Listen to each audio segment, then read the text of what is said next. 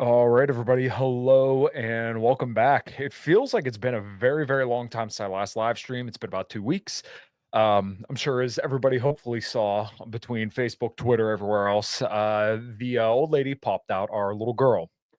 It's been a hell of a week. It's been a lot of fun. It's been a learning curve, nothing too unexpected. And I got to say, a lot of the parents I've talked to, they kind of hype it up a little bit more than it is. And they try to get you all scared and stuff. But nah, life is good. Life is really, really good. So I was really, really stoked that my guest could kind of find time in his schedule to come on back on the show today.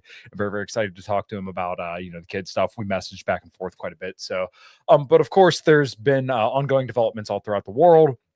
The Trump Putin summit, which still seems to be ongoing. There's not exactly any clear sign of what's going to happen next, at least not as I've seen it. Gaza is to be occupied as well. There was a video where Netanyahu was saying some stuff that kind of sounded like, hey, that 12-day war that was so great may not be over. We'll discuss that and much more. But before we all do that, please make sure you go to all the links below where you can find my guest, everything he's got going on. And of course, I started Substack as well. So find the Great Megalodon on Substack to just hear about strictly heavy metal. If you're into that kind of stuff, it's just no culture war, no politics, just all music stuff. That's my new passion project. So make sure you go check that out. And of course, Tiger Fitness through the link below. Use code Kyle checkout. And without further ado, guys, let's rock and roll.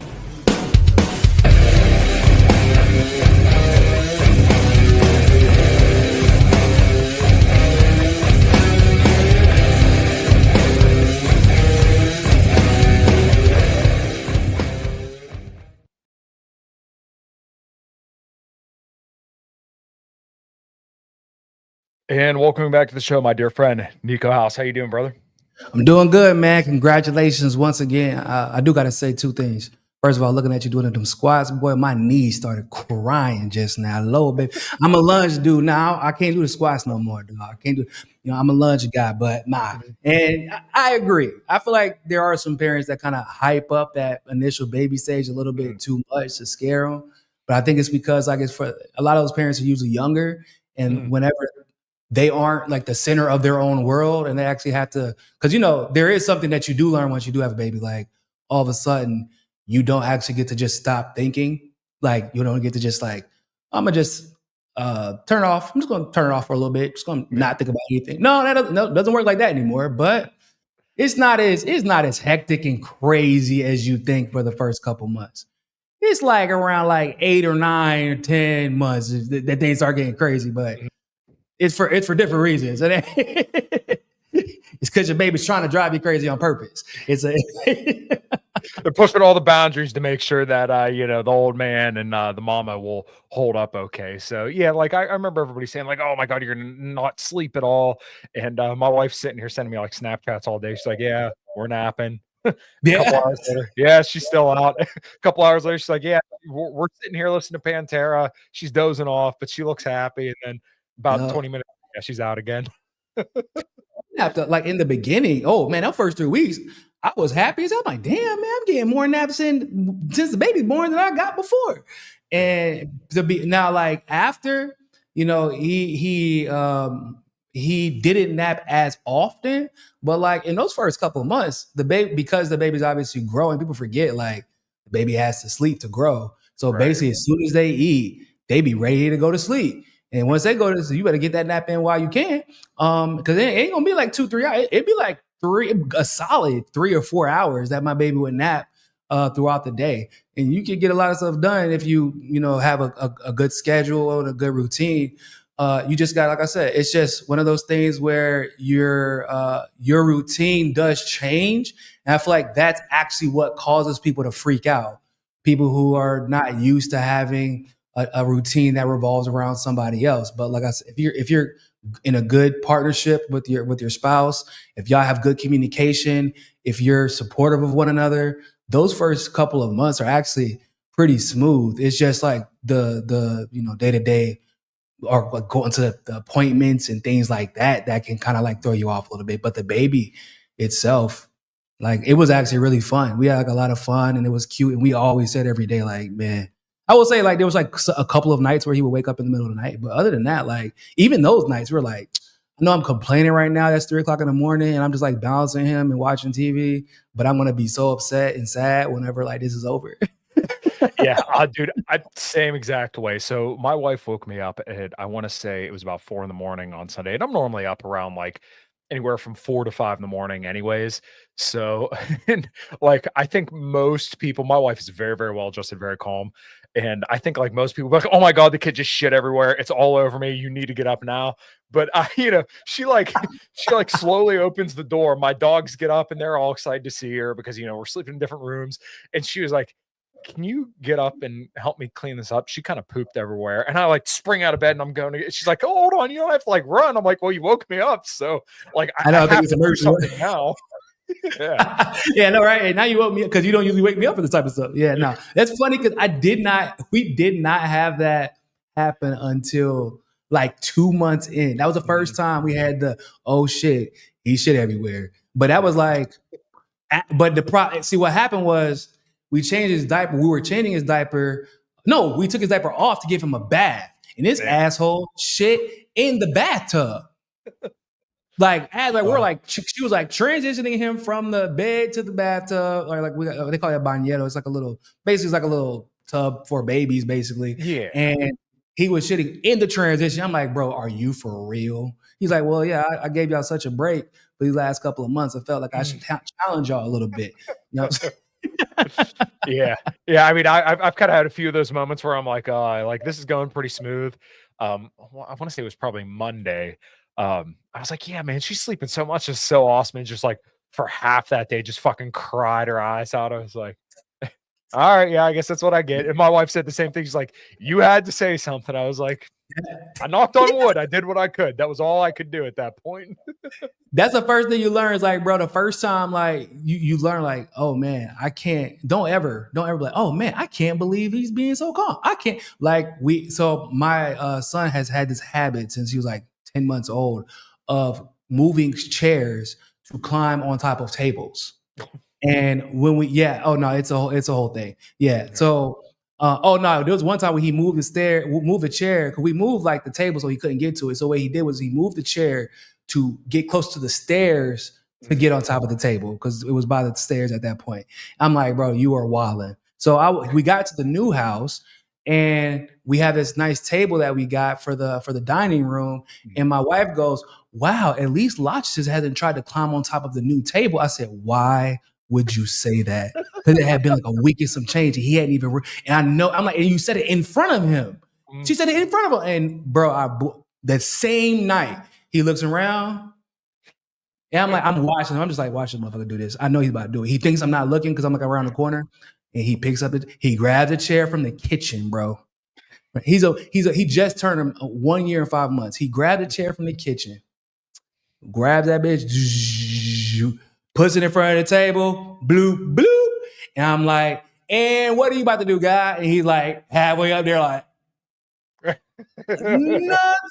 Like, gotta get that. He starts laughing, a little sinister ass laugh. I'm like, I told you, why would you say that? And now every day has been a battle to try to keep him off the table.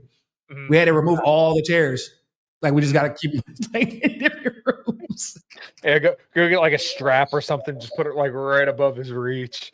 Man. Yeah, it's hard. So my son has this weird thing where he observes, and if you do anything in front of him, like he picks it up. Like, so for example, even though he shouldn't be able to open doors yet, he opens doors when he feels like it. He knows he's not supposed to if we close it.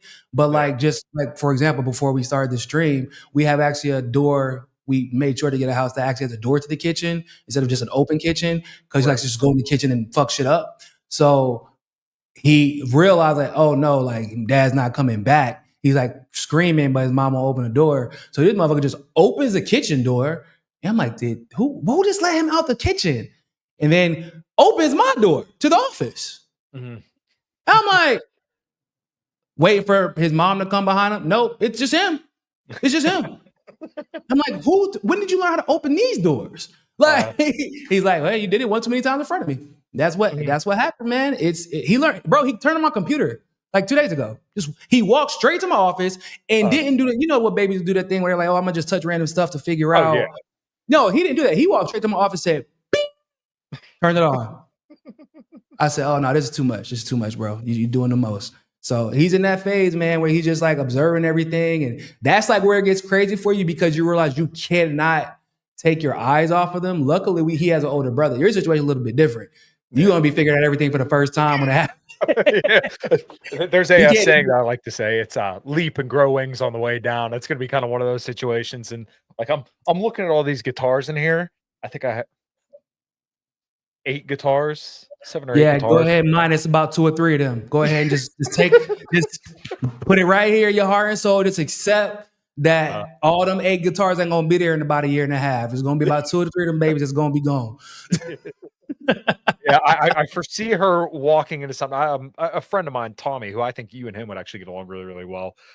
He was telling me like you don't realize like how much stuff around your house a kid could just get completely fucked up on until you have a kid, and then you're like, oh yeah, like that doorknob right there, they just like busted their lip on it, and you think we would all remember this kind of stuff. When I was a kid, my older brother had shoved me down the stairs, and like the finish on the walls, it was like real spiky. I tumbled down the stairs, and it cut the back of my head, and I had to get stitches on the back of my head, and like something like that. Now it's like, oh yeah, obviously don't like face plant on the wall, but as a kid, you're just fucking around, and the next thing you know, oh yeah, you're going to the hospital because you just bit through your lip.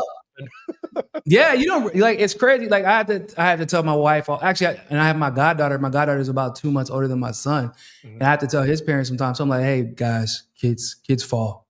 Like they're way more malleable than we are. They gonna be all right. Because if as a parent, especially as a new parent, like if you freak out and are worried about your kid hurting themselves all the time, you're gonna drive yourself insane. Yeah. Like you're gonna do your best, but your kid's gonna fall. But also, it's okay if your kid falls if they learn from what happened. Because I mean, that's kind of life. That is life. And even in the early stages of their lives, they're still learning how to fall and get back up. Yeah. My son decided to try and leap from his crib to the bed one time. He figured out that he is not Spider-Man. What's funny is he cried, but it was for like 15 seconds. Like he wasn't crying because he probably hurt himself. It was like a little shock effect. But the reality was he was crying because he failed. That's really what happened. I picked him up like, bro, you all right. I checked his head, make sure he was good. He fell on his back. I picked him up and he looking at me like, damn, Dad, can't believe I didn't make it. But guess what? He didn't do that shit again. But he had to learn the hard way. So it's like my goddaughter, unfortunately, she fell on our barbecue this past weekend. Or not this past weekend, the weekend before. Man, she fell about 4 or 5 times. Bro, because we have like the barbecue space has like a little step. It's like this, and now my son fell one time while he was running, got up and was like, "Oh, can't do that shit again. That's a little bit higher than what I'm used to." My goddaughter, on the other hand, yeah, she fell one time and like kept doing it. Yeah, I'm like because she was able to like the stairs or like the little step to get into the back to the kitchen. Is like smaller. So she was assuming that it was the same height over and over again. Yeah. And like my son's looking at her like, hey, Agatha, what are you doing? Like, because he's getting on his stomach and hitting that little slide. He got a little backslide that he does again.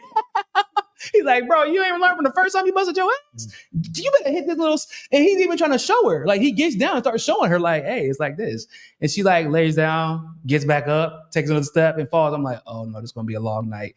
So but I guess what? I bet you the next time she come back over, she gonna make that mistake. Yeah, well, the other thing I'm trying to start to discern as well, and this kind of relates to what you were just saying, is that like you got to know how your kid's crying because like people have said that with infants you can even tell like when it's for attention, when it's for comfort, when they're hungry, when they shit themselves or whatever. Now, obviously, like for an infant, we're still trying to figure this out, but like. I've started to notice with other kids now, like, oh, they just want attention. Like they're not actually hurt. They don't need anything. They just want your attention. And you and I were talking about this a little bit earlier. Like, how do you walk this fine line of like, yeah, you obviously you don't want to neglect your kid, but if you give them attention every single time they cry, then what do you just teach them? If I act like an asshole, I get attention. That feels good. So I'm going to continue to do that because it's gotten me what I want. Exactly. That's so true, man. Because my son does this thing. First of all, my son, he's such an asshole. His fake cries ain't even that convincing, which be pissing me off because it'd be like he don't be trying. He'll be like, ah, and then he stops. Then he looks at me to see if I'm like reacting, and I'm looking at him like, bro, for real, like. So then he tries to, nah. I'm like, you're not even gonna shed a tear. Like, I'm not even worth a tear. Like, but if you don't get out my face, then he's like, man, whatever. He just turns around and walks away. I'm offended that you thought that was gonna work. But then, like, right, there is that follow because whenever they're like crying because they need something, like when something happened, right? Because when I tell you, it's like the energy shifts in the room. Yeah. You know what I'm saying? Like they need, like, no, I'm letting you know something just happened. I don't know what's going on, and I need your help. And you can feel it as a parent. Hell, even my oldest son knows, like he'll run to the other room if he hears something. And because there was like one time, for example, my son was playing in the kitchen. He opens a cabinet. And he shut the cabinet. So the cabinets have like these little latches on them that we put on there, so we couldn't get into it. See, what happened was my wife opened one of the latches in front of him one time. He figured out how to latches like the next day. So, but he didn't do it in front of us. He waited until we weren't paying attention, opened the latch, opened the cabinet, and then shut his finger in the cabinet. Oh. Yeah. So like he's screaming and we're like, oh shit, no, something happened for real. And like my son gets up and runs because he realized like, oh, this isn't like Locke just crying for attention. He's hurt. And so you can tell the difference. It's a nuanced and subtle difference, but it is a fine line to walk. But when you got a daughter. So like that attention cry, you're gonna have to be careful because they better at it. The daughters are better at it than the boy. Yeah. With daddy. With the mom like, man, you don't get out of my. You're gonna have to convince her that there's something wrong. With dad, I'm just gonna assume that there's something wrong until I learn otherwise. Because you baby girl, you the princess. And so yeah. My wife shared a picture on Facebook, and she's like, she's just like the cutest girl in the world who loves listening to Pantera. Like, what more could you want? And I shared it afterwards, and I was like, I always heard from dads like, oh yeah, I'll kill somebody for my daughter, like it's no big deal. And I like sort of understood it, but didn't really. And then now, like, I'm holding my little girl, and I'm like, oh yeah, yeah, like not really big twice. Like my brother told me one time when my brother had his son at 24. It was somewhat unexpected, and like maybe a year or two after, he said that, yeah, man, I can't have another kid. And I was like, what do you mean? Why not? Like, is it too much? He's like, no. It's just that I love my son so much that I would actually kill somebody for him. Mm-hmm. So like, I don't want to love anything like that ever again. That's actually a pretty dangerous space to be in. I'm like, huh? He's talking with a dead ass serious face. I'm like, what are you talking about? He's like, no, like I would actually kill somebody for Cam. Yeah. And he's like, just says it like that. I'm like, yeah, but it's your son. That makes it. No, I don't think you understand. Like I don't care if he's right. I don't really care if he's wrong. I don't care what the motivation was for why the person did what they did to him. I would kill somebody for my son. And I don't want to be put in that position 2 times. I don't want to love anything that much ever again. I'm like, yo. But then when I held my son for the first time, I'm like, oh yeah, okay, now I get it. Yeah, I get it. Like that. I was like, damn, because like, bro, I'm thinking right now, like, damn, I wish a motherfucker would walk up in here and try something with my goddamn son. Like, I'd be with my head on a swivel like this nowadays. Like, even he's older, walks by himself, and I'd be waiting for somebody to walk too close to him. Like even my oldest son is like that because it's the first, he has a little sister that he isn't now that close to. This is the first time he has a sibling that he's like watched since he was born. And whenever somebody, for example, his cousin, I put my son in the room to sleep. So his cousin wanted to stay upstairs and play because like he has a big old room and they stay in the same room. But my oldest son was like, no, we gotta leave. And she was like, what? But I want to stay and play. Like, they have another room downstairs they can play in, but she was like, I want to play and watch TV in here. He's like, no, Lodge just needs to sleep. Mm-hmm. And she's like, but I want to stay and play. Why can't we? Because you're going to wake him up and he needs to sleep. I'm like, listening from the hallway, bro. Yo. Laura, I was like, yo, Laura, like, he's right. Y'all got to leave. I just was waiting to see how he was going to handle the situation. But it's like, when that type of love, man, it's scary. It's scary to feel that strongly about another human being. Because you feel that way about your wife, your partner, but you got to ask, like, hey, what'd you do real quick before I get myself involved in this? Let me just make sure that everything is cool. But with your kid, you're like, I don't really care if you're right or wrong. Like if somebody steps to you the wrong way, I'll figure it out afterwards. Like you can talk, I can cuss your ass out after I kill this motherfucker for you. Yeah, it's literally shoot first, ask questions later. It's like, all right, well, now what happened? Exactly. Speaking of shoot first, have you been seeing what's going on in this DC situation, bro? Okay, yeah, I'm actually glad you went there because to put my perspective out there, I was initially kind of neutral on it because I'm like, okay, well, if we can get homelessness and stuff like that at least cleaned up and not have drug addicts everywhere, I think that's a good thing. But like the manner in which we do it really matters too. You know what I mean? Like you can't just stick guns in people's faces and tell them like, hey, you got to go. Like I've caught some flack from people where I'm like, yeah, if you like, you can't go into a public park and like smoke crack or weed in front of kids. Like I think that's like illegal regardless. Yeah, but that's what I mean. Like if people are doing shit like that, okay, yeah, I think that's fair to clean it up. But like you look at what the Trump administration has done over, ever since Trump really got elected, and it's just been like this constant Zionist technocratic crackdown on anti-Israel speech. And it's so funny being in my position because I try to talk to a lot of people that are like, I don't want to say my political opposite, but like more of like left leaning. So, for lack of a better term, I guess like you, Misty, Savvy Sabs, like all these people that are more out of my particular realm of being like a right-wing libertarian. And like it's so interesting because like I said, I'm also with other right-wing people too. And I keep getting told, oh, no, like trust the plan. I'm like, I don't know, man. I'm having a little bit of a hard time on this one. Yeah, I'm not a trust the plan kind of person. I've never been. Even with leftist politicians, I've never been. Like whenever Bernie would step, like, so for example, there was like one time where he kind of was on this like defending the 94 crime bill to some degree, or at least like defending the drug war, even in its current state. And I'm like, oh, no. They're like, well, no, Bernie, no, we're not doing that. No, the drug war was bad in 94. It's still bad now. We don't get to just pretend like it's not because Bernie said it. Like, that's not how this works. That's called cultism. And I don't have any idols. God is my one guy. And I'm good with that. Okay. Other than that, everybody needs to show me the strategy and the methodology. Because like, so for example, right now in DC, and Savvy Sads actually did a great job of pointing this out on her show. I need to know why DC is your focus, first of all. Like, because, for example, crime has been reduced in DC since Trump's taken office. It's been reduced significantly. DC isn't even top 30 on like individual crime basis. Like, they're not top 30, bro. Like, okay, so if you actually look at the list of the top 30 from the FBI, there's a reason that he doesn't mention the majority of those cities. It's because they're almost exclusively in states that voted for him. All the cities. It's like a bunch of Indiana, Illinois, Texas, North Carolina, Tennessee. So there's a reason he didn't mention those cities. So there's that. Oh, Michigan would be another one. So I'm like, okay, so what's the real motivation? Because it's one thing if you're saying we're going to ramp up police presence, because I actually do believe in preventative measures.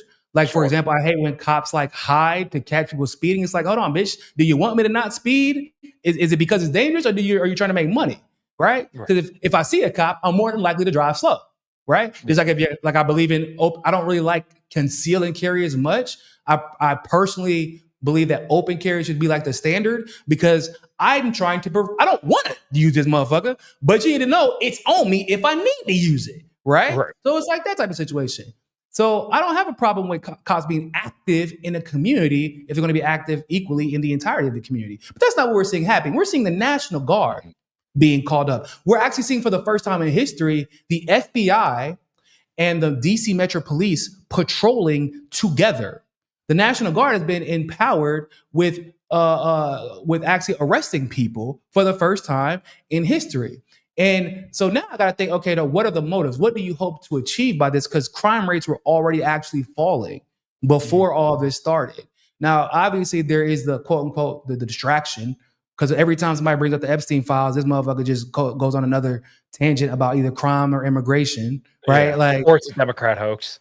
Yeah, or it's a Democrat, that which was insane. I'm like, oh, now it's a Democrat hoax. That's so wild because literally everybody in your staff got brought on seemingly because of their desire to release these Yeah. files, right? Like, but now it's a hoax. But okay. By the way, that whole Pam Bondi situation, you know, like Pam Bondi was the Attorney General of Florida that when Epstein got that sweetheart deal, and no one talks about it. I'm like, yeah, this is the second time that you know, dude, I keep watching this and I'm like, my position has always been, I don't know if Trump was legitimately doing bad stuff with Epstein. Like it, yeah. but if he I don't know if he's doing was, bad would it look stuff. any different? Would it look any different at this point? You know what I mean? If like, okay, so here's my thing with that. Yeah. I don't know if you were actively involved in the pedophilia, but like if you're protecting the pedophiles, then motherfucker, you're still as guilty. Yes. Exactly. Like, I don't care if you're doing anything, you're protecting them now. So Right. the discussion of whether or not he's actually actively guilty of participating in any of the Epstein trafficking stuff is now irrelevant because you're protecting the people that we could be holding accountable, and that's because you're one individual. Like, but you could actually help bring down a slew of individuals, and you're not assisting. In fact, you're trying to now gaslight us and call us crazy for even for pushing and asking for you to just keep the promise that you made. We didn't tell you to promise to release the goddamn files in the client list. You said you were going to do that. You know what I'm saying? Yeah. So, And but there's another angle with this the National Guard, the FBI, and the police working together. One of the things that people have not connected for some reason, which is actually kind of surprising.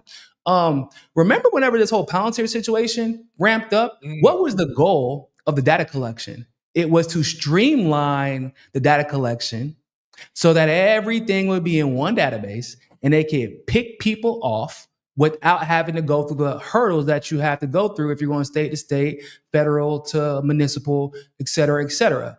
This is the first time they're actually going there. I feel like this is a test run to see how effective the state, the federal, and the municipal authorities can work together to go after people using this database. I think that that's what's happening. And he's using the crime as an excuse, but he's not going to do it in states. He can't go after states that voted for him. He's not going to do it because the Republicans then all of a sudden would probably start complaining.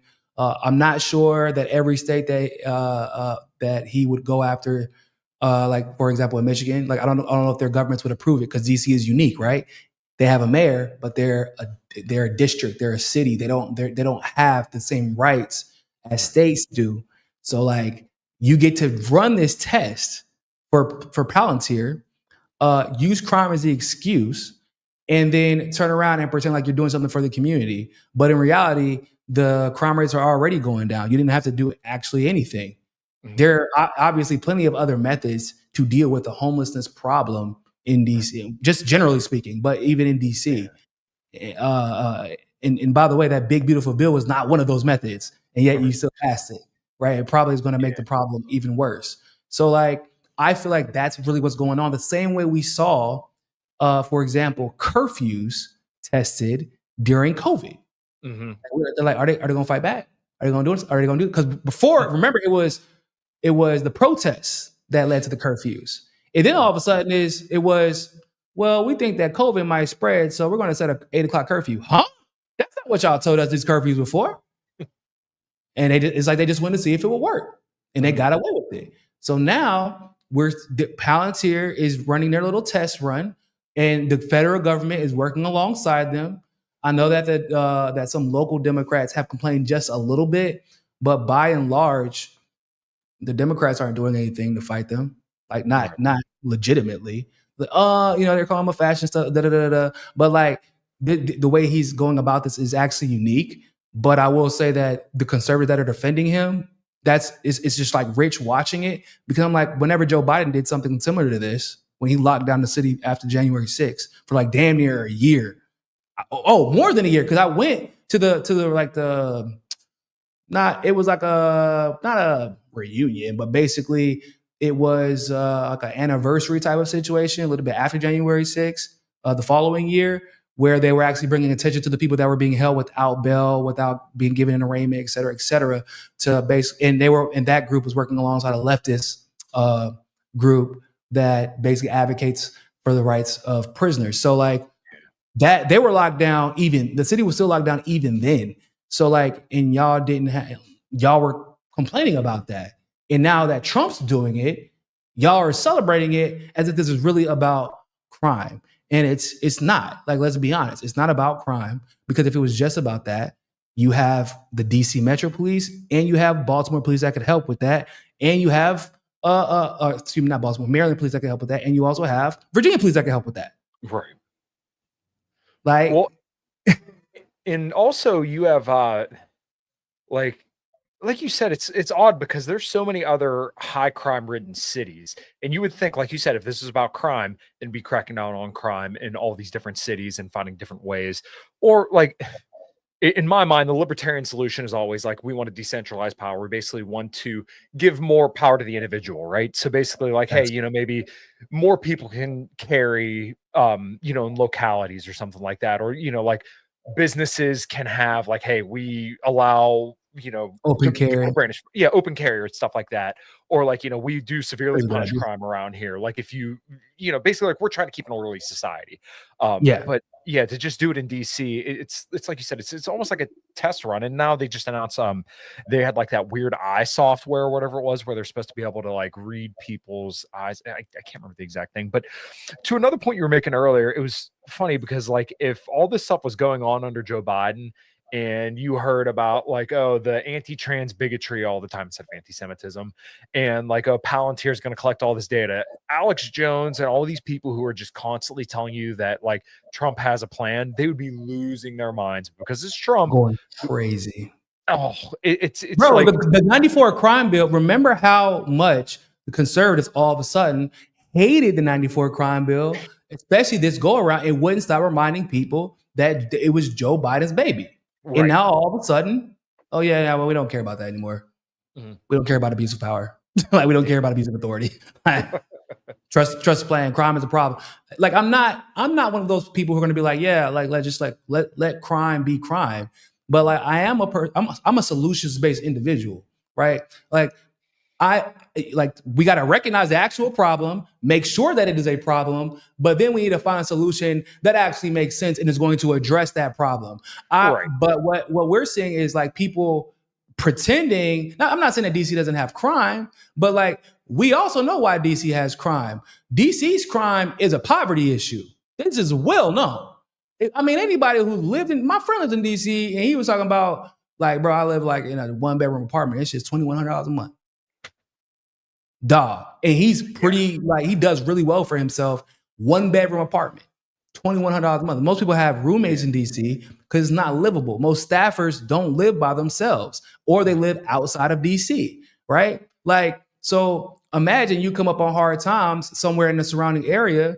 Well, where's a city where you can actually try to, get some money, where there's going to be more tourists? It's DC. That's kind of how it works. They go to where the tourists are so they can make as much money as possible doing whatever they do. So the homeless problem is going to be prominent in that area. So instead of resolving the issues that cause the problem, we're seeing him like send out the National Guard. Like, what does a National Guard want to do? What do they know? What does a National Guardman know about law enforcement? Probably not much. Exactly. Like that's a lawsuit waiting to happen. If you actually think about it, because he's giving National Guardsmen the right to detain themselves, you think a National Guardman knows how to read Miranda rights? No, hell no. Exactly. Like you're going to end up causing more problems but the goal is really to see how easy this flow of information can be executed under this new Palantir thing. And also it just so happens that it's a really convenient excuse to not talk about Epstein. Right. That's my opinion. It really seems like everything this administration has done, and like the people who just will not give up the ghost here, is just like gaslighting 24/7. So the other thing I wanted to talk about today, which kind of leads us in from the old topic, is the whole Ukraine situation, because it is mind-boggling to me the lack of people that are like, you completely failed on this. So we just saw about a month ago, right? Use the same methods that Joe Biden used to arm Ukraine. The Presidential Drawdown Authority sent $330 million worth of weapons to Ukraine. We were told as president-elect he would do it. Now, I knew he was full of shit. I can't tell you how many people told me with a straight face, oh, no, he'll do it. He'll do it. He'll have it done immediately. Putin loves him. And now here we are, 7 months later. And it's like, this was completely predictable because if you ever heard him talk about how he was going to solve it, first of all, he never laid out a clear plan. And when he did kind of hint at a plan, he literally said, I'll give Ukraine more weapons. I'm like, oh, so we're just going to do what Joe Biden did and magically that's going to end the war? Shocker. Yeah.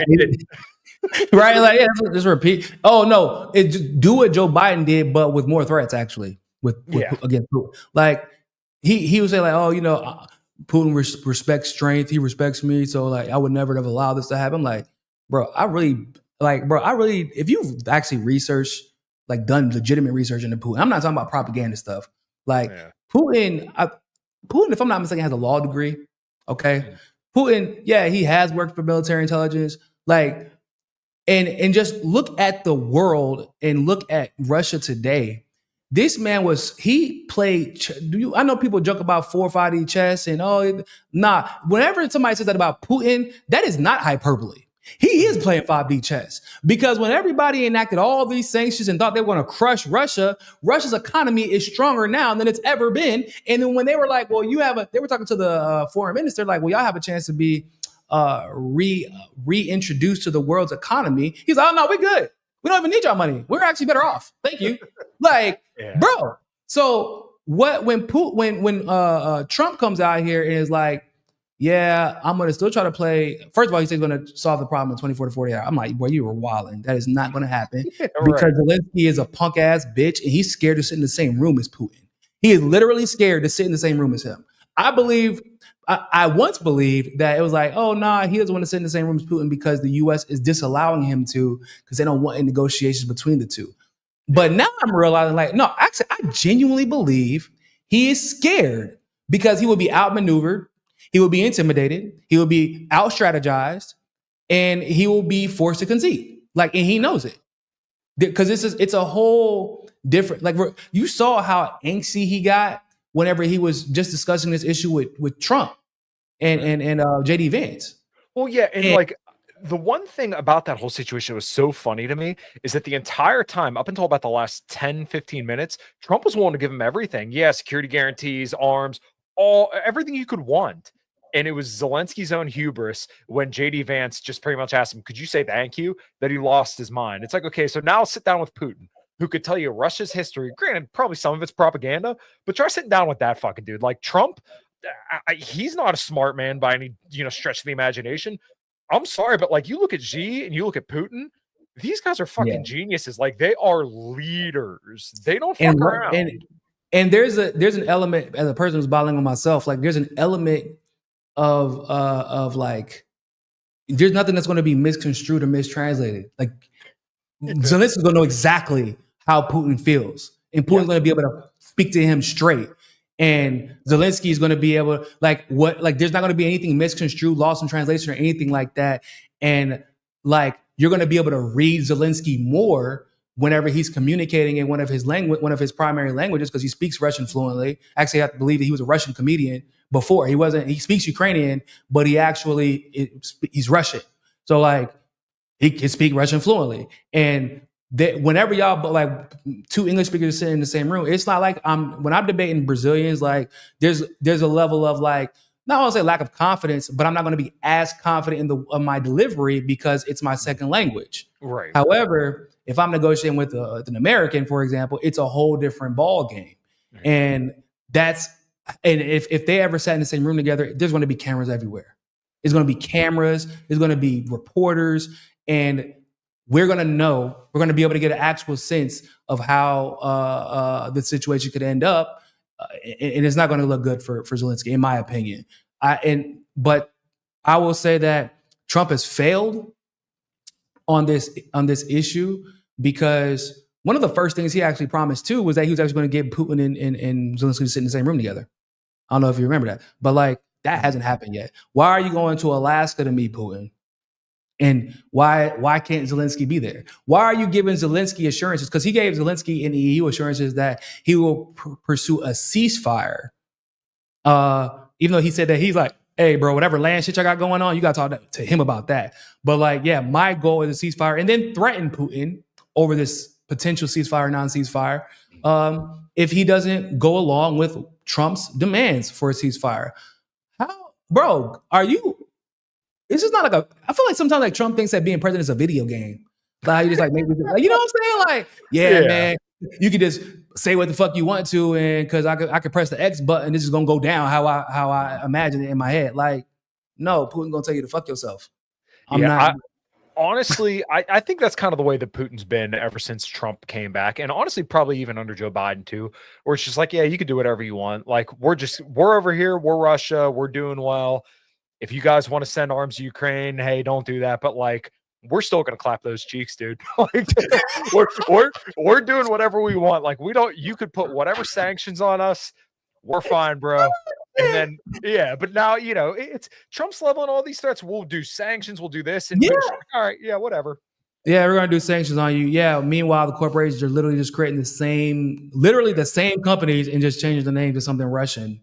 Like they don't call it McDonald's. They call it something else. I was surprised at how many corporations are still actively and openly operating in Russia. And the US, because they're owned by the corporations, can't even do shit about it. So it's like, what are you going to, when he announced more sanctions on Russia, obviously that was like partially to appease NATO, which, by the way, he also failed on. He said he was going to pull us out of NATO because he didn't like NATO, and all of a sudden he's praising NATO. He said he was going to increasing military spending. Exactly, like, bro, I can't think of really one thing that Trump has promised and had delivered on. And that's coming from a person that whenever, like, for example, he was able to broker peace, at least temporarily, between North Korea and South Korea, I'm like, yo, that's actually a big ass deal. Right. And that should not be taken lightly. This version of Trump is completely different than the version of Trump we got in 2016. Even with the flaws that he still had in 2016, like, this version of Trump is completely different. And I mean, we can blame it on donors. I think that could be a part of it. I think that Steve Bannon not being an active part of his campaign this time is a big part, and his administration is a big part of it. But I do believe that at the end of the day, bro, like, it's probably Zionists. Like, they just kind of like, hey, bro, so here's the deal. This is exactly how this shit's gonna go down. And in case you forgot, click, click, bang, bang. Like, it don't take nothing. Like, yeah, you can take a car ride through Dallas. It grazed your ear. You know what I'm saying? Like, they was like, what, 2 assassination attempts in a month and some change? He's like, and y'all still ain't, and y'all really in that, and the suspicious way that the attempt happened. Like, this kid who was like that whole situation was weird as shit. How he appeared in a commercial beforehand with Black, was it BlackRock? Yeah, the BlackRock commercial. Well, yeah. So the weird thing about that, though, it says my internet connection is a little shaky, so hopefully it's not too bad. But Larry Fink, the CEO of BlackRock, is actually good friends with Trump. So like, if you wanted, people kept throwing that out there, like, oh my God, it's a conspiracy of BlackRock to kill Trump. I'm like, actually, this kind of goes to the people who this one goes to the people who would say it's staged. Now, do I think it was staged? No, it was literally like 45 minutes from my house. Like, I know exactly where that was. Wow. And like I said, this is kind of a feather in the hat for the guys who would claim that it was staged, because like, oh, so the CEO of BlackRock is good friends with Trump, and this spurgy looking kid manages to get up on a roof in the middle of Butler, which is in the middle of fucking nowhere. Like, this field is nowhere. You could not, like, it looks like you're there. Yeah. So I got to think that these Zionists are kind of winning the administration over this, this time around, where it seemed like going in, you had a couple different factions. You had the Wall Street faction. So like your David Sachs, the big money guys, and like the PayPal mafia, those guys as well. You had the neoconservatives and the Israel lobby. Oh, well, we see who won out the day here. And at first, and this kind of gets us into our next topic as well. When it came to the 12-day wars, we'll call it, I was a little hopeful at first, because I'm like, oh, he didn't immediately strike Iran, so this must mean that Trump has a little bit more leeway here. And then as soon as he struck Iran, I'm like, No. I'm sorry. That one's out the window. Yeah, I kept calling him, Netanyahu's favorite goy because that's what it is. Yeah, I mean, so when he didn't initially strike Iran, I knew it was because he was just trying to get in position. They were basically doing reconnaissance to figure out, like, yo, can we even get away with this? What would be the damage? Would Iran retaliate? Like, I also think he wanted to see, like, come on, hold up, really quick. I also think that there was a concerted effort by Netanyahu to let Israel be struck the way that it was, so that they could then feign victim and then retaliate. And then everybody would forget that the initial attack was because they claimed that Iran had nuclear weapons that they never had. And then it becomes instead about, oh no, now we're responding because we're victims, because that's like what the fuck Israel does. So there's that. But I think there was a reconnaissance thing. I think there was that. And I think that there was like this strategic aspect where they were like, yo, because I firmly, to this day, as a person who was in the military, as a person who still has a bunch of military friends, as a person who studied history, like I just know that the U.S. and Israel both know they cannot beat Iran. And I don't give a shit who's trying to convince y'all otherwise. If we think we can win, we just go and we take shit. That's what we do. Even when we don't actually win, right? We thought we could win in Afghanistan. We just went there. We thought we can win in Iraq. We just went there. Even in Syria, we had been there even before people thought that we hadn't been there. Where we think we can infiltrate, attack, kill without accountability. In the case of a lot of places like Iraq, Libya, since the 90s, Congo, Sudan, Somalia. I mean, the list literally goes on. Okay, so do that in Iran. They won't do it. Because if they push Iran too far, they know that's their act. Iraq tried it. And they did it with our funding. Everybody forgets that. In the 90s, Iraq attacked Iran over Kuwait, if I'm not mistaken. And yeah, look how that turned out. Look how that turned out. Like, Iraq got their asses handed to them. Mm-hmm. They got, Saddam, like, oh shit, how the hell did we fall for this shit? Like, yeah, we were just actually trying to see how strong they are, and thank you for the information. Yeah, so we're going to leave that alone for now. We're going to put that over to the side. This Iran project, we're going to revisit this at a later date. Yeah, they revisited it. How does it look? They're like, okay, well, let's try overthrow Gaddafi. Okay, that worked. Saddam, okay, that worked. Let's try this Iran thing. We're looking at this landscape. Anybody got any real intel on Iran yet? Like real shit that we can use? Yeah, nope, still not. So we're just going to put that off to the side again. And Israel, now what Israel is hoping is that, like, if they attack Iran and push Iran far enough, which is what I think they wanted to do this time, they thought it was going to happen, like the US will become fully invested and not have a choice. But I don't know if I explained to you my theory that, like, part of that is because Israel, there is no greater Israel project as long as the US is still the most powerful military and economy on the planet. And there also is no greater Israel project if Iran can stop it from happening. So what do? You have them destroy each other on your behalf. Israel's goal has always been, people forget, like, the U.S. was the slickest thing that the U.S. did was have the EU and all these institutions that ultimately only existed because the U.S. built them or advocated for them, is carry out the United States dirty work while literally reaping all the benefits. And then we get to 2022, 2023, and the U.S. can veto what the fuck they want to, seize your money when the fuck they feel like it, bully you into taking another country over or occupying another country. Like, even whenever they're like, yeah, y'all can't go to Iraq, we're like, yeah, we're gonna do that shit anyway, and y'all gonna come help. Okay, I guess. Like, in the EU was like, and even the concept of the EU really only exists because the US needed Europe to start taking those Eastern European countries after they were balkanized so that they would not reunite under Russia. Like, that was what that was really about. Everything. And guess who ultimately reaped all of the benefits of that? The US. So think about that in the context of Israel. They're doing the exact same thing. Like, we're going to have everybody believe that, like, all these wars, because really they know corporate interests run the country and in the majority of countries. And so we're gonna have the corporations convince these politicians that these wars are gonna benefit them, benefit the country. At least it's gonna benefit the corporation. The corporations are paying the politicians, so that's good enough for us. But at the end of the day, these motherfuckers are so busy counting their shekels, they don't realize that Israel is actively like, bro, if we're allies, why do you need to spy on me? Why are you debating on me? Why are you like what Matt Gaetz said during that interview, I believe, with Glenn Greenwald? Like, why do you have people going in my room during a trip when you think I'm out in a session or a meeting and you're trying to find something like to pin on me? That's not how I treat my friends. No. And once again, like, do y'all do that with Israel? Like literal Israeli politicians? No, they do not. So if we're allies, why do you go through such concerted efforts to bully me into helping you? Because at the end of the day, there is no one will really admit it. None of the US politicians will admit it, but there is something that they know. They are at least somewhat aware, like Israel does not have the US's best interests involved, but it's better to shut up.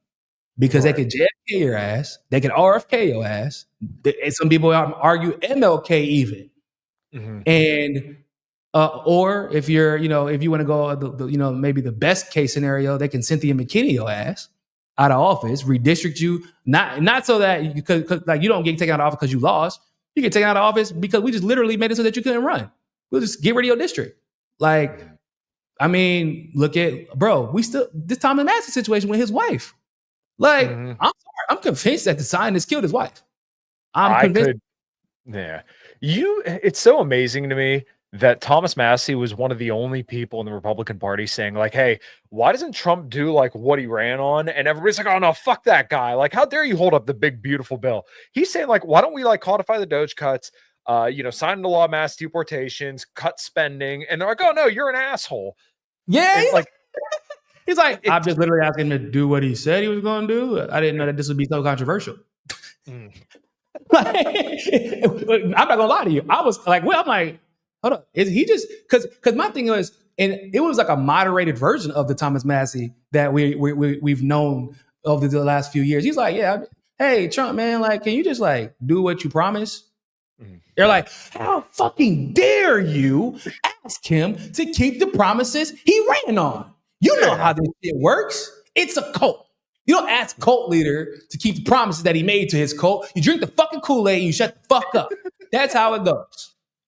And I'm like, exactly we doing this to Thomas Massey? Because bro, Thomas Massey is my favorite politician in Washington. I'm a leftist. Like Thomas is, and it's not even close, actually. It's this man he's actually a genius outside of politics. Like he's an engineer, bro. He's like super pro environment. It's like it's hard to find somebody that damn consistent. And then like after his wife is gone, and he was very, very close to his wife from everything I've read. And he's still like, yeah, but fuck those Zionists. Well, we wanted from RFK. Because like we all knew, like if you're gonna run on this stuff that you run on RFK, you talking about the CIA, you talking about RK Jr. I mean, if you're talking about the CIA, you talking about calling out the intelligence community, you're talking about calling out big pharma. Like you think that they're gonna let that shit slide? No, you got to be brave. Like you have to understand there are consequences that come with courage. Like there are consequences, and Thomas Massey is courageous. He obviously has known about these consequences. He talks about openly what happens whenever you get elected as a congressman and how the Israeli lobby tries to influence you. He lost his wife, and instead of backing down, he doubled down. And you got MAGA people that just started attacking him for it. I'm like, wow. So y'all have really been castrated. That's wild to see. It's so amazing to me because there's so many people that I'll argue with. They're like, oh, he doesn't get anything done. I'm like, well, like, so either he doesn't get anything done or he's holding up all the great quote unquote stuff that Trump wants to do. Like, you guys have to pick one. Either he doesn't get anything done or he's obstructing everything. Like these two positions don't make sense. And like, you guys really want to throw out the one dude who says, yeah, I don't take foreign lobbying, and like I actually am worried about like the purchasing power of our dollar. To me, I look at my daughter, I look at my future, and I'm like, if we're piling up all this debt and fighting all these wars, I think it's nice to have somebody on our side who's saying, like, yeah, we shouldn't do that. But like MAGA people are like, oh, no. The one guy who's saying we should have Trump do what he said he was going to do. I can't keep these things straight in my head. It's so like, what the fuck are you guys doing? It's mind-boggling. And it's like, bro, there's so much stuff that happens where we wouldn't even know it was happening if Tom Massey didn't talk about it. And that in and of itself is valuable. And like, you're like, oh man, he didn't get anything done. So my question is, why the hell aren't y'all pissed that the good things that he tries to get passed are not being supported by the president that y'all said was going to help him pass some of the things that he said that he's trying to advocate for? Why aren't you going after the Republican Party? Like the situation in Missouri where paid sick leave, there was a situation where paid sick leave was passed by Republicans in a Republican state. And the Republican legislature of that state overturned it after the Republican governor signed it. And of course, Republicans are going to talk about it because why? Paid sick leave means like y'all can just, get sick and you actually are entitled to stay home and not worry about starving, which is like, when you really think about that, bro, like it's insane. Cause like a lot of these people want paid sick leave because this is Missouri, right? So there's like a lot of fast food workers that they're not entitled to breaks by the way, in Missouri, like, which is insane to me, but okay. So you want a bunch of fast food workers going to work because while they're sick, because they can't afford to miss work, coughing all over your motherfucking food, like getting everybody else sick. How does that make any godly sense, people? And like, so like all of a sudden, at a certain point, when we talk about policies, we got to stop thinking about policies as being leftist or conservative or libertarian. Like, bro, does the policy make fucking sense? And also, was it the will of the people? Right. And if those two things, and like in Portuguese we say "bate certo," like if those two things match, and thing let it be. Let democracy be. That's how I feel about those type of things. And Thomas Massey is one of those people who's like, let's just let democracy be. Can we advocate for democracy? And whenever somebody is not allowing democracy to take place, can we call them out for it? I feel like that's a pretty commonsensical, very basic policy stance. Like his ideology is not complicated. Thomas Massey is actually one of the least complicated people I've ever seen, and it's extremely refreshing because I feel like that's what I thought Tulsi was going to be for the longest. That's the persona that she put up for the longest. It's like, oh yeah, she threw that shit the fuck out the moment she became DNI, which I kind of expected at this point. And it's like, I thought that she was going to be one of those people who came out and advocated more for Thomas Massey. Did not. RFK Jr. has gone fucking radio silent, and all of a sudden, and anytime he does finally talk, he's somehow kissing Zion's dick, and I'm like, what did you have to do with this? And like the whole "Make America Healthy Again" grift, like I was kind of grateful for it because I'm a big exercise enthusiast, right? I mean, like changing my diet and stuff like that really honestly changed my life. Yeah.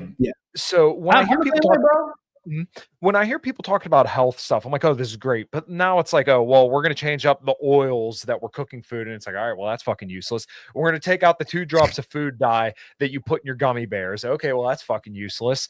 All the vaccines and stuff, like we're not going to do any research on that. All right, well, that's fucking useless. And then, of course, one of the first things that RFK has to say as soon as he gets elected in, anti-Semitism is a real problem. I'm like, wait, what the fuck are we doing? Like we're patting ourselves on the back because now instead of cooking fries in canola oil, we're cooking them in butter. Do they taste better? Sure. Are they healthy for you? I could dive into endless data on this. No, they're not. But like we're talking about like moving chairs on the Titanic here. That's literally what that is. If you're eating Steak and Shake daily, I'm sorry, you got bigger problems than what the fuck the food's fried in. Like, hey, on God, what's even crazier about that is like fast food is bad for you in and of itself. And it's like somehow, despite the fact that it was horrible for you before, it's actually getting progressively worse.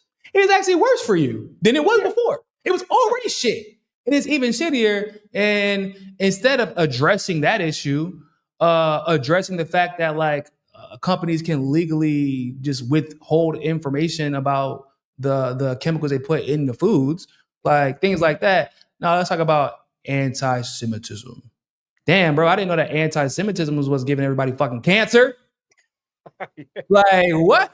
What are we talking about, dog? Like, bro, you know what's crazy? So in Brazil, when I moved here, really, they all of a sudden started this really big vaccine push.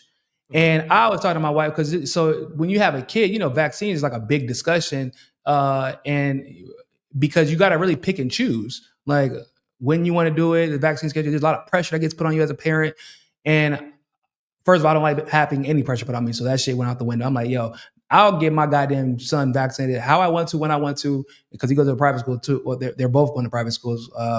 Or he'll be at a private daycare, so like I don't even have to actually get him vaccinated to the public standard. It's just their standard, and they have a different schedule. So I'm like, babe, I'm not gonna lie to you, this shit's kind of weird. She's like, what? I was like, why are they pushing for vaccines so often here? And she's like, actually, I don't know, because this is new. She told me that. I'm like, yeah, like in this whole drop thing, like doing what the polio vaccine through the drops instead of the shot. I said, yeah, that is new in our country. So like, why is that happening here?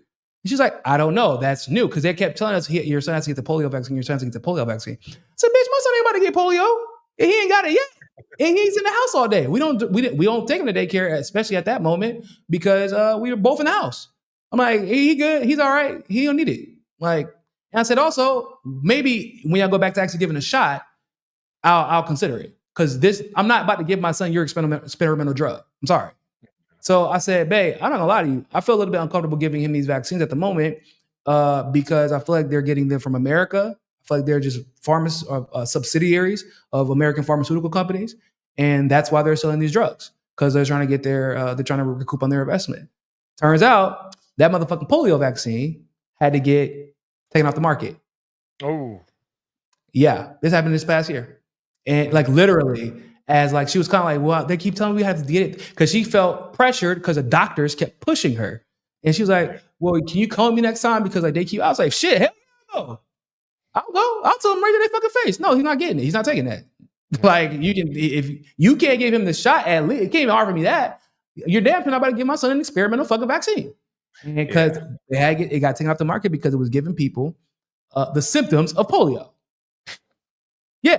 So then I go and do my research after that, find out that almost all the new vaccines that they're pushing are from American pharmaceutical companies. Mm-hmm. I'm like, that's what's happening. So at that point, now my wife was like, shit, I didn't even think. I said, I know. I said, it's because why would you think about that? Your government wasn't really being actively influenced by the U.S. pharmaceutical industry up to this point, because their medicine is way better than ours. There's this medicine called Perloni that used to be sold in the U.S., right? But the reason why they took it off the market in the U.S. because it was bad is because that shit is too good. It's a painkiller anti-inflammatory, Kyle. It's a painkiller So in other words, like you got ibuprofen, and then you got what's the other one, the anti-inflammatory that's popular? Acetaminophen, I think it is. Yeah, well, I think is aspirin anti? Is it like the one that's like you can just buy over the counter? Ibuprofen, acetaminophen. Is another? Is it Advil? No. I can't remember, because like I said, they always say to take both of them, and then like you got to take it with food, because it's like Tylenol. Is that it? Tylenol. There you go. So you all got to take one. So with Torsilax, which is another painkiller, you don't actually have to take it with food, because it doesn't destroy your stomach lining. Like, because like it's kind of like unrealistic to expect somebody, like if you're at work and you don't have time to eat, like, and I'm in pain, like, bitch, I can't just stop and eat. Like, I'm in pain right now. And Perloni, they offer it in different dosages. And I remember the first time I took this son of a bitch, I have a bad shoulder, because I had shoulder surgery. It got dislocated. Cops bust my ass a couple times.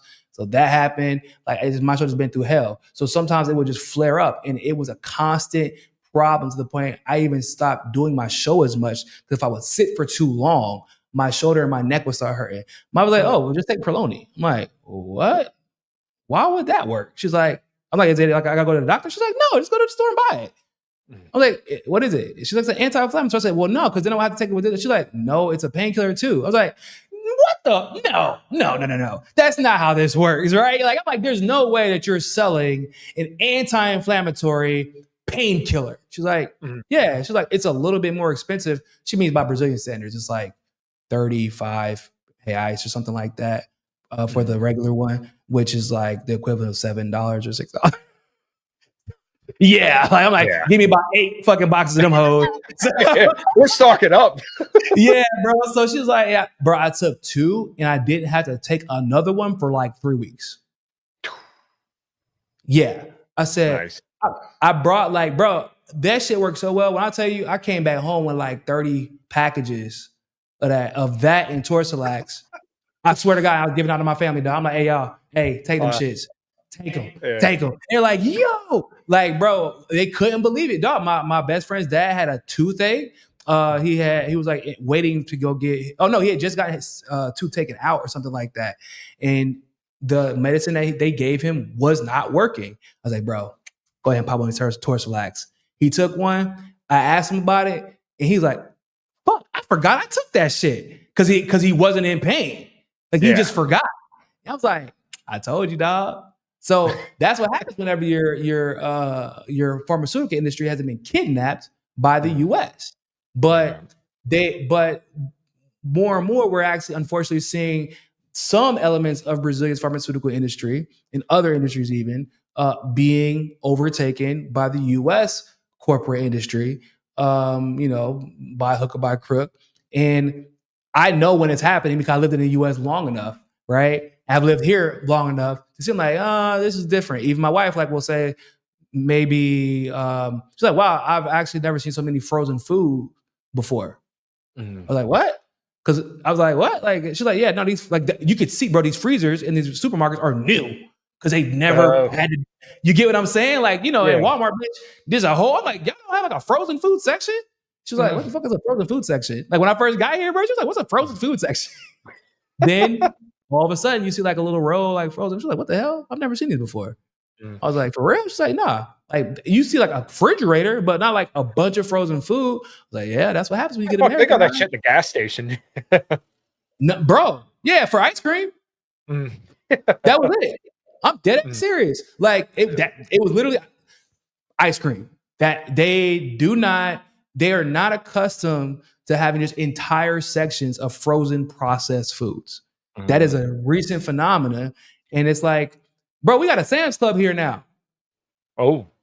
Yeah, I ain't gonna lie. That's just a little bit convenient. I ain't gonna lie. It's a little convenient. Oh, yeah. The Waldens are evil, but it is convenient because there's some stuff like literally some stuff that I actually need, like this American stuff that they sell. And so that's why it's convenient to that. So it's like, so yeah. But like when we got there, bro, she was like, holy shit. There are like 8 rolls of frozen goddamn food here. Yeah. I'm like, yeah, that's America. She couldn't believe it. She's like, this is crazy. Like, why don't they just eat, like, just cook the food? Just cook. I said, oh, you got time to cook and live. You got to pick one. Right? Oh, yeah, dude. Listen, I like try to explain people my schedule sometimes. They look at me like I'm nuts. I'm like, okay, so up at about 4 to 4:30 every morning. I cook breakfast. I try to take my dogs for a walk and then get a shower, usually shave my head or something like that. And then I leave for work by about 6:15. It's about a 40-minute drive to and from work. So, 40 minutes there, work from 7 to 3:45, come home. If I get a chance, go work out, and then usually do a podcast from 6 to 7 on Wednesday nights, band practice Tuesday nights, and then usually hopefully get to bed by about like 8 or 9 p.m. to wake up and do it all over again. That's like daily. Now that I have a kid, it's like, okay, well, another ball in the rotation there. Yeah. No, that was like kind of how my schedule was before I started doing my show full time. Like I would get up about 4:35, same thing, walk my dog, get ready for work. I was about 45-minute drive to work. And like the cooking was like honestly the most inconvenient thing. I did it when I could. When I couldn't, I tried to eat it, buy food as healthy as possible. But also, healthy food's fucking expensive. It did get to a point where I feel like I was like, bro, am I just working just to eat? Well, especially when you try to get takeout that's healthy, impossible. Bro. Anything that's higher in protein and like cleaner, you're paying sometimes like double the price for anything. And Exactly. then Bro, I'm like like, why is Panera Bread a whole goddamn bill? Like, bro, I just wanted some simple ass shit. And it'd be I'm like, yo, this salad is so good. How much did I pay? Oh my God. I don't even like salad anymore. Fuck that. I'll be fat. Like, that's how you feel. But like so in Brazil, what's interesting is actually cheaper to eat healthy. Processed food is actually more expensive here. Yeah. So it's like, because it's like basically you're actually paying for the convenience of processed food here, whereas in the US, it's almost an incentive for you to buy processed food because it's cheaper and more convenient. So I one of the things, and I'm very, very fortunate because I have a wife who actually like loves to cook. My kids are spoiled rotten. They eat three full fucking cooked meals a day, bro. 3 cooked whole ass. I said, this is because for me, bro, if I got to eat when I was a kid, like that was like a big deal. When my mom cooked, it was even a bigger deal because it meant we had food and she had time, which is like, whoa. So like when we smelled some shit cooking in the kitchen, we got really excited. I'm talking about my house does not have a time of day where there is not food. And this ain't no like, oh, I'm just gonna whip some shit together type food, bro. She be cooking whole ass 3-course meals. I'm talking like, I said, yo, babe, how do you have? She used to do this for my oldest son, even whenever it was just those two. She would wake up, cook dinner or cook breakfast, also make his lunch and to get to the babysitter, and then come home and cook dinner. And she was like, yeah, it's just like, it's normal. Because, like, there's the factor of like, yeah, well, they didn't have the processed food. So it's like, you just kind of accept it for what it is. It's actually cheaper to buy the food and cook it. There was that, right? You're not going, bro. McDonald's here, that's a family night out. Oh nah, bro. If you have a 4-person family and you go to McDonald's and everybody gets a meal, like if everybody gets like the most basic shit, you probably gonna leave spending almost 200 reais. So that's like. And that's a bill for them. That's a bill. My water bill is like 60 reais. So yeah. Nah, like when I got a $200 or 200 reais water bill, I flip the fuck out. Like that's how expensive that shit is. Yeah, no, because it shouldn't be like that. So like that's like, oh man, we just got paid. Family wants to go out. That's what they go to McDonald's to eat out, bro. Like the first time I went to Outback is the American equivalent of like, so they're not reducing the price on shit. So when we went to Outback, I went with my wife and my son the first time, and I'm not not thinking like, oh yeah, we're going to go to Outback in Brazil. I'm just thinking we're at Outback. I already know more or less how much I'm about to spend, bro. When the bill came, they asked me because it's so crazy and outrageous, like the price really for when you're for one person to pay. They're like, are you gonna like split this up? Like how many times do you want to pay for this? Like, I'm like, what do you mean? They call it parcelado, which is like how like you're gonna pay it over the time of 10 months or I'm like, no, I'm paying for the shit right now. What are you talking about? How much is it? It was like 700 reais, which is like $115. But this is like, we got a meal. We got what you do when like it's Outback shit. Like I got 2-3 margaritas. My wife got some at that point. It's Outback shit. You went to Outback, spend like $115. It is what it is. That's how much I would spend if I was in the States. Bro, they were looking at me like I was out of my damn mind. They said, you were about to pay for all this shit right now. I'm like, yeah, it's Outback. But it's because that type of stuff, like people don't go by themselves, like they go to split checks. They go to split a check. They are going for the convenience, and they're aware they're going to pay for the convenience. And like any other, like, but the 30 out of 31 days or 29 out of 30 days out of the month, they are cooking in the house. They're going to bring their food from home. And honestly, to be frank, like my wife be thinking I'm joking at times, but I'm like, I prefer her food. Like whenever we were in our moving process, bro, like I had to order a lot of food out because we're like packing up pans and shit like that.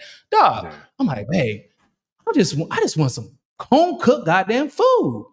Like I'm tired of eating this. I'm like, it's good. Don't get me wrong, we ordered some good food, but like, I want my home cooked food. I want my meals. I need my meals now. I'm spoiled. I'm spoiled now. And it's healthier. And like I felt my energy draining. Like whenever we were eating out too much, you know, like for real, like my son was kind of like low energy, kind of got a little pot belly coming out because he was, even though he was like eating steak, it's like processed steak in food versus her steak in food, processed seasoning versus her stuff. And so I like noticed that, like, bro, I'm like, yo, this is a big ass. I really forgot how much different you feel when you're eating home cooked food versus processed food. So it's really important for people to understand, like, that Maha movement inspires so many people because like we understand like little nuances like that can make a big difference to how you can live your life. Right. Right? Like if you didn't eat healthy and work out, like would you even have the energy to keep up with the shit that you do? Probably not. No. Right? Like I complained about working out, bitching about working out today. I was like, man, I gotta go fucking work out. Like, but I also know, like, yeah, but if I don't work out today, I'm not gonna have energy tomorrow. Yeah, you're not gonna work. Yeah.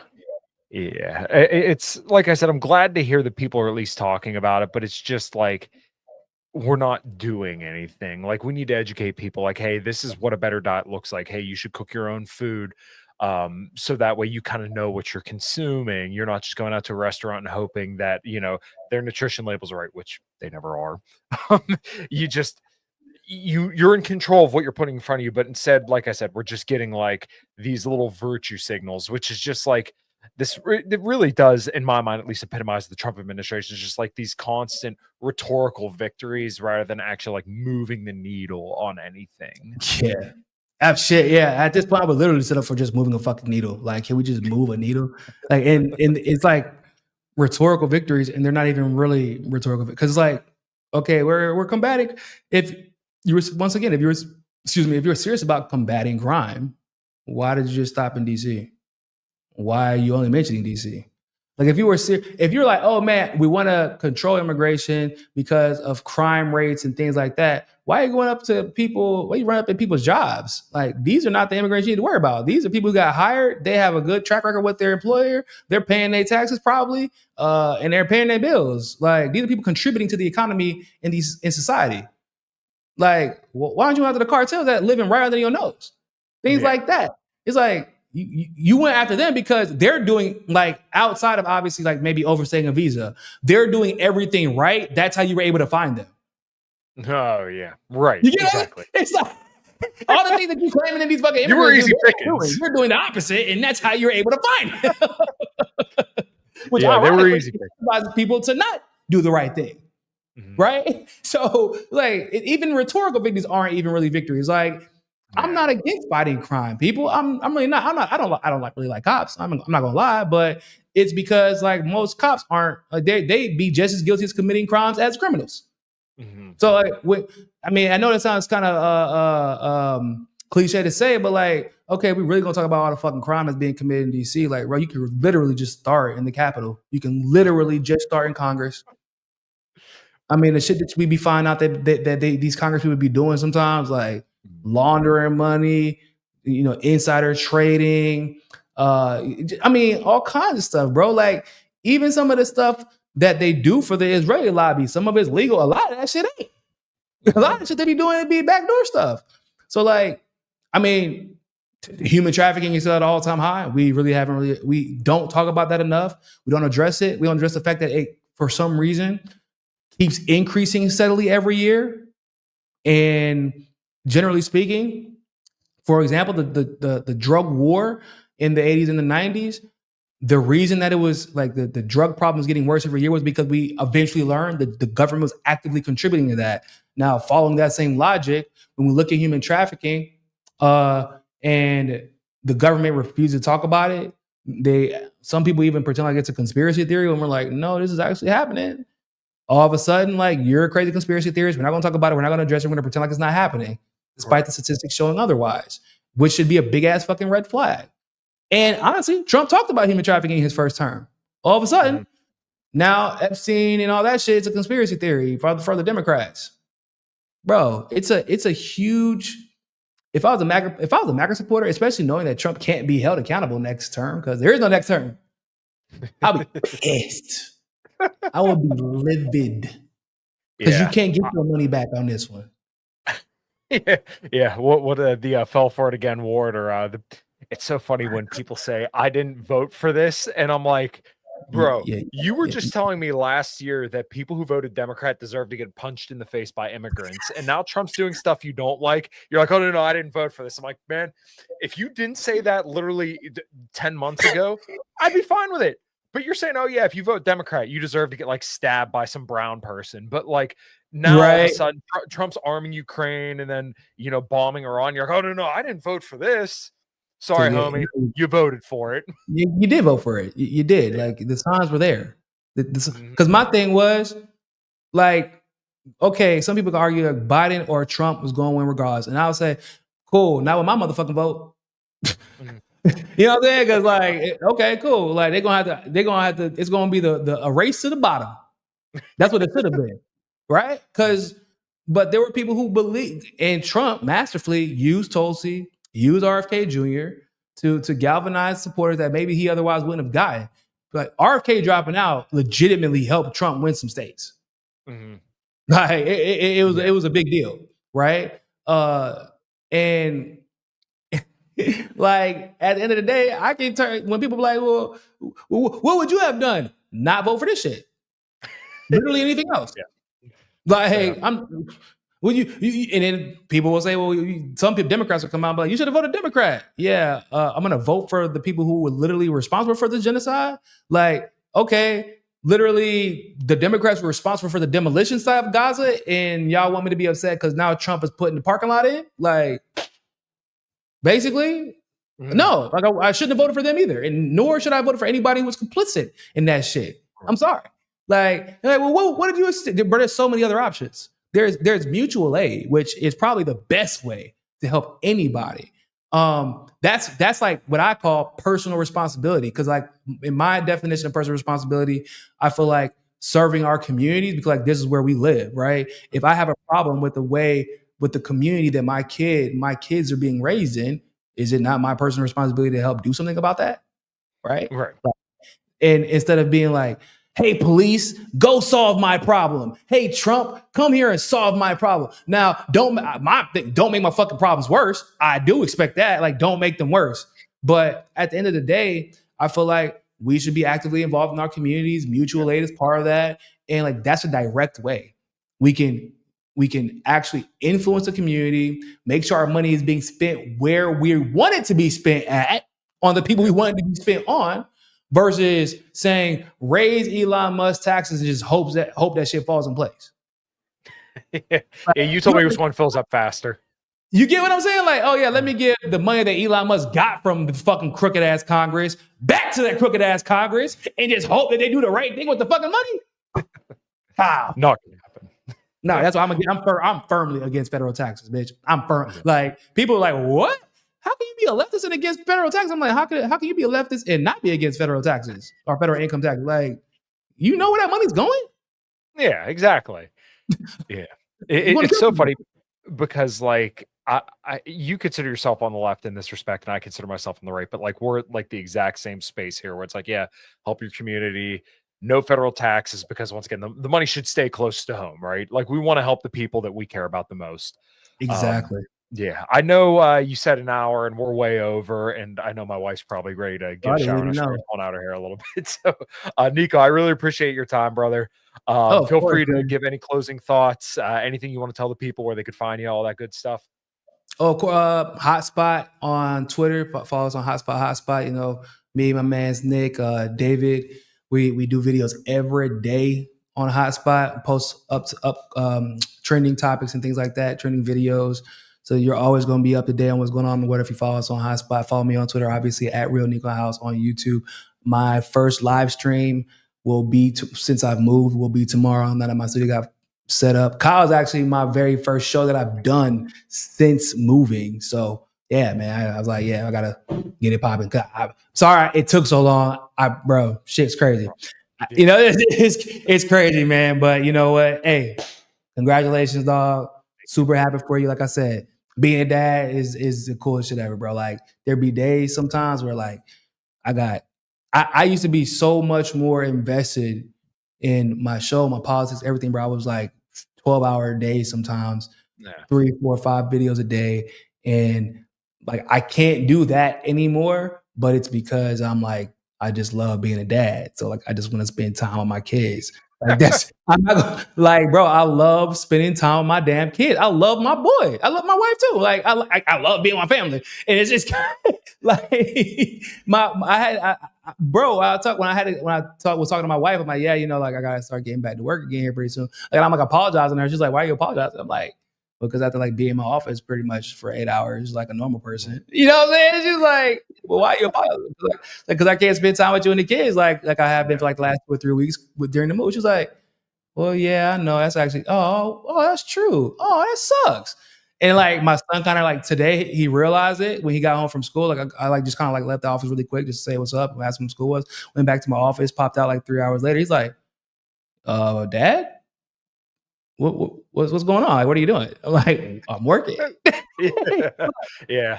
For that For me, long, it's 3 o'clock, son. It's like 2 or 3 o'clock. What are you talking about? Like, for that? yeah. Like if I was working out there, like I would be not home till like 7 or 8 o'clock. What do you think? But he's, you know what I'm saying? Like I love spending time with my kids. So being like just when I didn't even realize like that I would love spending time with my kids as much as I did, as much as I do when I had them. And it's just like, dog, it's one of the coolest journeys you could ever go on. If you get a chance to experience being a parent, bro, like fuck all that bullshit you hear online. One of the things that Candace Owens is right about, even though I might disagree with her on a lot of shit, is like being a parent is the shit. And if our society, if more members, I know they say like everybody shouldn't be a parent, but the problem with our society is that you have so many people that are still trying to chase their childhood, you know, because of trauma, usually, that they never grow up. Being a parent forces you to grow up. It forces you to learn how to be selfless versus just only and exclusively thinking for yourself. Teaches you how to multitask. And like we were talking about earlier when we were talking to each other, it teaches you how to be a better adult, really. Yeah. And a better kid to your parents. Because now all of a sudden you have a perspective that you did not have before because you just can't have it until you experience it. Right. And that is the best part about being a parent. It's like you grow up.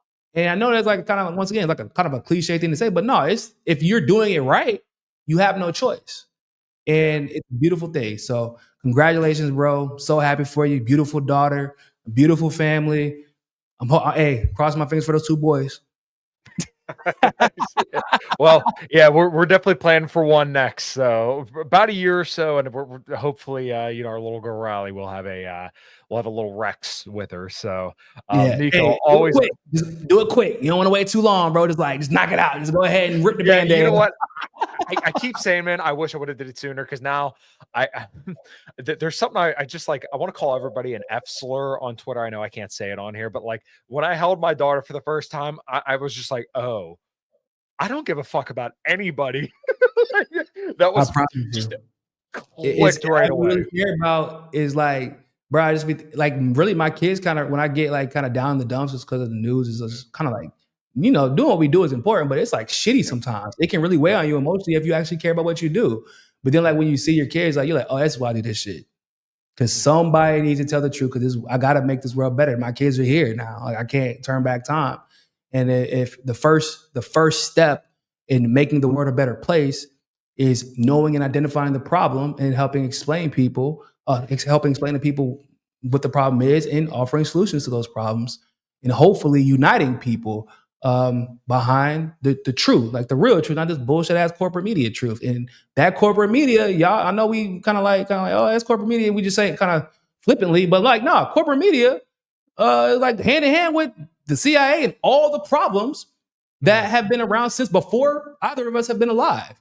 And not keeping them in check, not having a check on them has allowed a lot of these narratives to pursue that were then used to cause a lot of the problems in the world, right? A lot of the division that we see.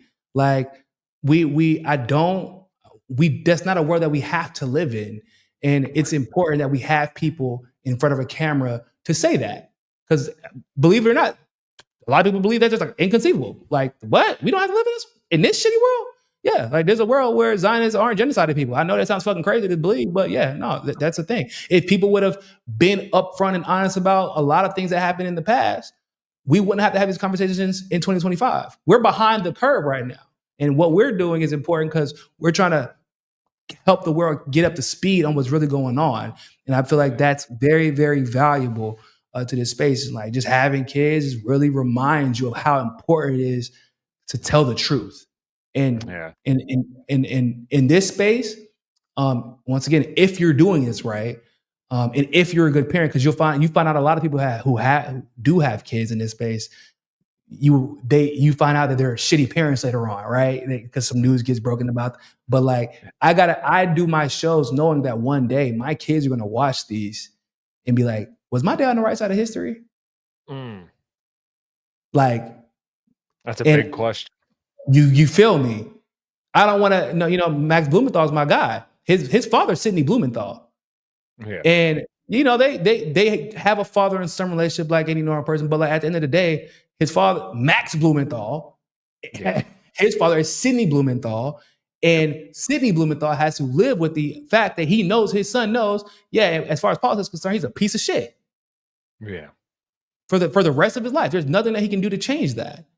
And I don't ever want my son to be better than me, more active than me, more honest than me when it comes to this. I'm like, bro, you have to compete with me, right? You know what I'm saying? Like, you have to compete.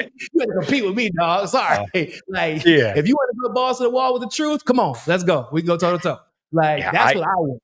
So I appreciate you, man. Of course, yeah. I look at my daughter all the time, like, I got to be Superman. That's all there is to it. I got to be the best guy that she's ever seen. I want her her future husband and boyfriend to be like, damn, I can't. I can't. Bro, I'm telling you, that's why I tell people. People are like, you're not worried about like a boy? I'm like, no. Why would I be worried about that? I'm going to be giving her literally not like I'm not going to be spoiling her rotten, but like the example that she had. My sister literally will call me to like on FaceTime and like, nah, my brother is like the realest person I know. Like he literally he takes care of his family. He's a great fucking like me and my other brother too. She's like, yeah, no, like he tell her about this. I'm like, are you did you just call me on FaceTime just to brag about me to your friends? It's like, yeah, because that's why she won't settle for a boyfriend. Like there are a lot of boys that try. My sister's like 24, 25 years. She's like, yeah, no, like my standard is the standard that my brother set. So like, good luck. Because I'm not gonna fall for that. Like I'm not falling for it. Sorry. One dude thought because my sister has a baby, he thought because she got pregnant, that would mean, oh, now you're gonna be stuck with me. She was like, no, I don't think you understand. Like I got pregnant by you. That does not mean I'm about to settle for you, dumbass. Like he couldn't believe it. He's like, she's like, yeah, like no, because my brother showed me. Because my brother raised his son for a long time as a single parent. And did not settle just because he got his significant other guy accidentally pregnant. Like, so when you're a strong father figure and you are, because that's basically what I was for my sister being 10 years apart. Like, I don't have to be restrictive for my daughter. You got to compete with me, motherfucker.